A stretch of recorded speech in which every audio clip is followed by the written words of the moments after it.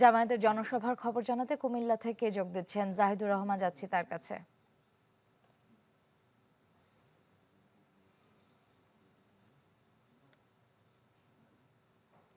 জাহিদ, আমাদেরকে জানাবেন বিস্তারিত। আমি যেখানে দাঁড়িয়ে আছি সেটা হচ্ছে কুমিল্লার চৌদ্দগ্রাম উপজেলা, চৌদ্দগ্রাম পাইলট হাই স্কুল মাঠ। এখানে সকাল 10টায় জামাতের আমির আসবেন এবং এখানে নির্বাচনী যে জনসভা সেখানে তিনি যোগদান করবেন। আমরা দেখেছি যে সকাল থেকে নেতাকর্মী এবং যারা স্বেচ্ছাসেবক যারা রয়েছেন এই জনসভাকে কেন্দ্র করে তারা কিন্তু একে একে এখানে উপস্থিত হচ্ছেন। কিছুক্ষণের মধ্যেই আসলে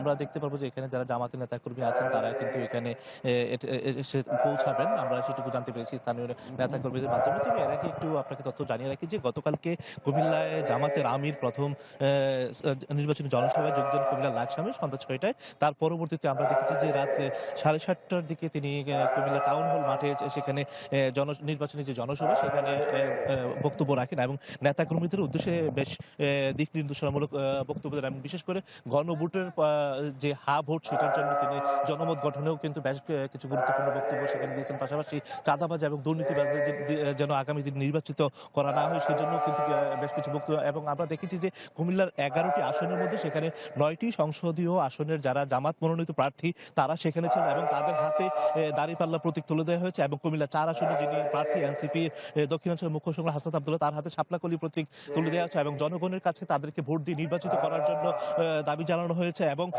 আমরা দেখেছি যে আসলে স্থানীয় যারা নেতাকর্মী ছিলেন টাউন হল কিন্তু বিকাল থেকে আমরা দেখেছি যে লোকারণ্য হয়েছে এবং আজকে কিন্তু এখানে যে চৌদ্দগ্রাম উপজেলা সেখানে সকাল 10টায় ভাষণ দেবেন। তারপরে আমরা জানি যে কুমিল্লার বুড়িচং উপজেলা নির্বাচন এলাকা এবং সর্বশেষ দাউদকান্দি উপজেলা তার যে কর্মসূচি সেটা নির্বাচন জনসভা শেষ করে কুমিল্লা ত্যাগ করবেন। তো এই ছিল এখান থেকে সর্বশেষ। ধন্যবাদ জাহিদ।